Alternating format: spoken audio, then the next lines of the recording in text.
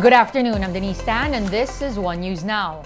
Despite nearly 7 years of detention, former Senator Laila de Lima delivered a message of forgiveness to political nemesis and former President Rodrigo Duterte. In a media conference yesterday after her release from the PNP Custodial Center, de Lima refused to talk politics.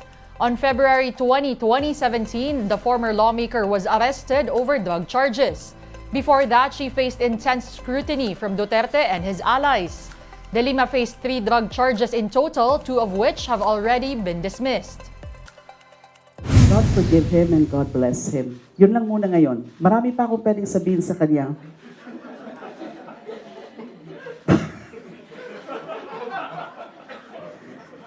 Pero wag muna. I don't want to be so, I don't want to be political sounding tonight. Meanwhile, de Lima also expressed her gratitude to the Marcos administration for respecting the judiciary and the law. Nevertheless, the former senator said she will remain with the opposition. I remain today an opposition. I'm with the opposition because we share the very same advocacies, ideals, and visions for this country. And hindi naman natapos yung pakikilaban ko sa mga advocacies ko habang nakakulong ako. I never stopped. Today, the former senator insisted on going to Our Lady of Manaoag Shrine in Pangasinan despite security issues. De Lima said she promised to visit the site as soon as she gets out of detention. The Justice Department says its chief, Boying Remulla, kept his hands off cases filed against former Senator Laila de Lima. Speaking to the big story, DOJ spokesperson Miko Clavano says the agency was generally indifferent to this prosecution. However, he echoed Remulla's sentiment that de Lima being granted bail is proof that the justice system is working. Clavano added the current DOJ was not involved in how de Lima's cases were handled over the years. Whether there was a change in attitude or a change of tone, I'd say the change of administration is that change. There's really, I always tell people, it's not about the politics in our heads, the evidence, how it was gathered. There's a whole thought process that goes into it. And we weren't there for that. In other news, President Bongbong Marcos is flying into the United States this evening for the Asia-Pacific Economic Cooperation Summit. The White House is hoping for a meeting between Marcos and U.S. Vice President Kamala Harris during APEC. Philippine Ambassador to the U.S., Babe Romualdez, said U.S. President Joe Biden cannot sit down with his Filipino counterpart due to his tight schedule. The APEC Summit is happening in San Francisco, California from November 15 to 17. San Francisco is hosting this year's APEC Summit, a landmark event for both the city and international relations.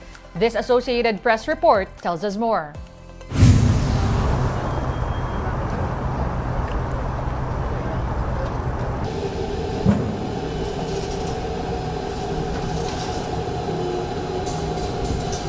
This is the biggest meeting of world leaders that's happened here since 1945 when the UN was founded here.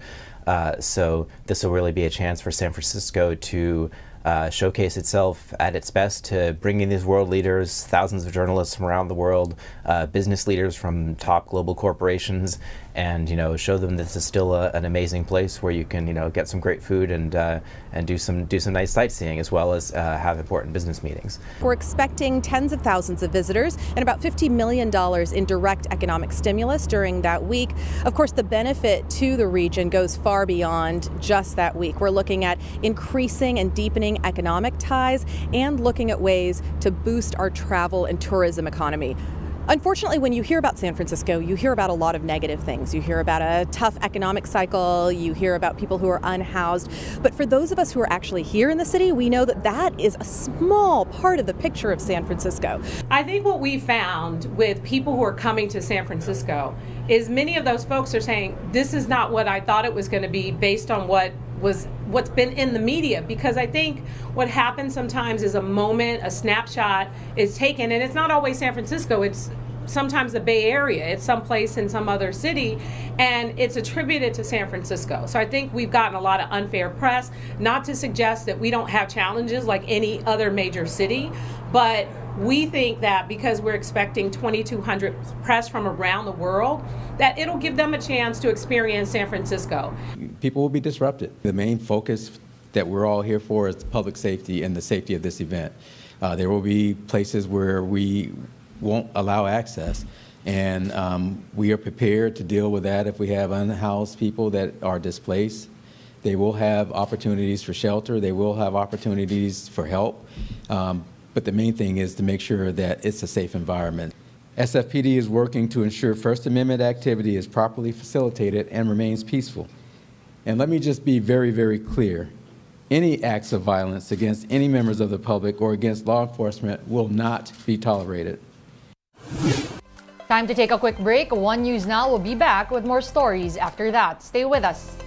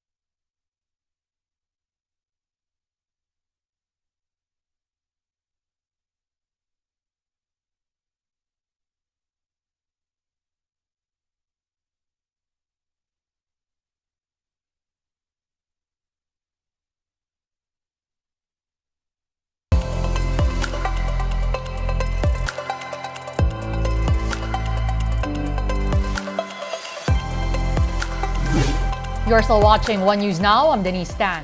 The Maharlika Investment Corporation is set to hit the ground running with a new chief and revised rules and regulations. Here's Maricel Halili with the details. Rafael Consing Jr. has been appointed by President Marcos as the President and Chief Executive Officer of the Maharlika Investment Corporation, which will manage Maharlika Investment Fund, or MIF. Consing is currently the Executive Director of the Office of the Presidential Advisor on Investment and Economic Affairs. He also served as Senior Vice President and Chief Financial Officer of the private company International Container Terminal Services Incorporated, or ICTSI. Consing's appointment was announced just a few days after Malacanang released the revised Implementing Rules and Regulations, or IRR, of the Maharlika Investment Fund.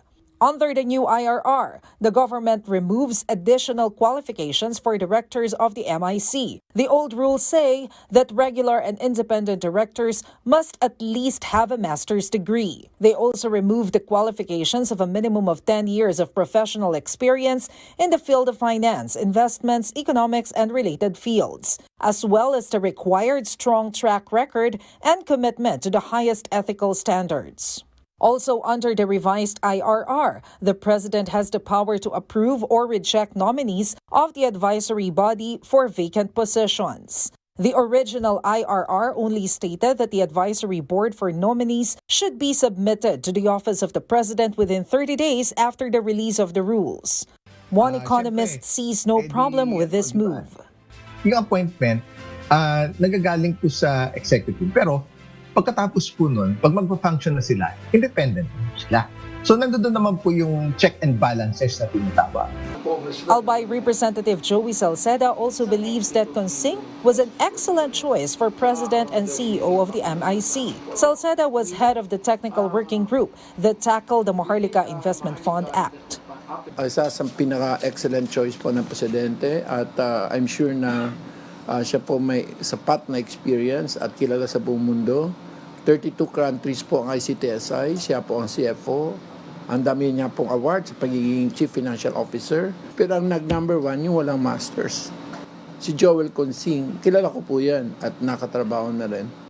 The revised IRR also removed specific functions and membership of the Maharlika Investment Corporation's Audit Committee. It also removed the provision that explains specific functions of the Risk Management Committee. Before the IRR was suspended, State Banks, Land Bank of the Philippines, and Development Bank of the Philippines have already remitted 50 billion and 25 billion respectively as initial capital of the MIF. A longtime banker points out that the general banking law states that the equity investment should not exceed 25% of the net worth of a universal bank, something he said is clear in the new IRR. The money contribution of Land Bank and DBP will be transferred to their account in Treasury. At that point, it's still a deposit nila.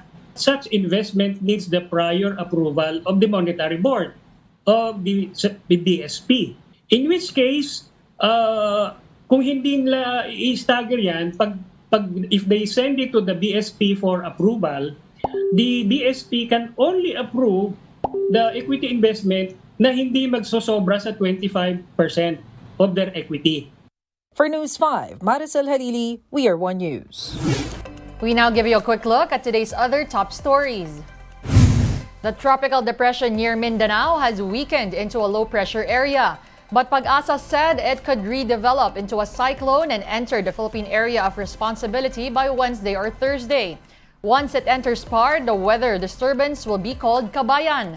It is forecast to move westward until Friday while slowly intensifying and move northwestward during the weekend. For now, the shear line and amihan could bring rains in several areas. Oil firms are implementing a huge price rollback on fuel products this Tuesday, November 14. 3 pesos have been deducted for every liter of diesel, while kerosene is cheaper by 2 pesos and 30 centavos.